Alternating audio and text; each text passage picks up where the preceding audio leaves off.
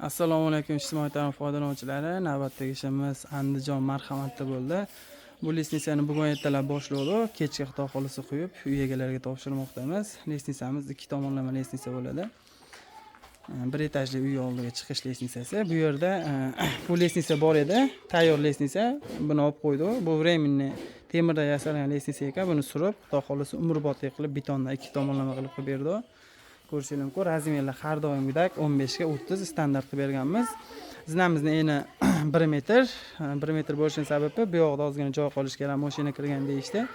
Shuning uchun 1 metr qilib pleshatkalari, 3 kvadrat pleshatka bo'lgan. Eshikdan 30 sentga o'tkazamiz ikki tomonga. Odam chiqib olsa razinaga tushib ketmasligi uchun.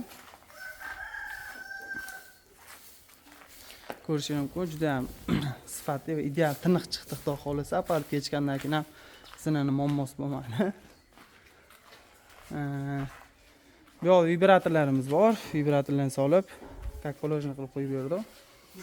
Xizmatingiz uchun beksinalari ekranda ko'rsatilgan nomerlarga aloqaga chiqaverasizlar. Xizmatlarimiz O'zbekiston bo'ylab.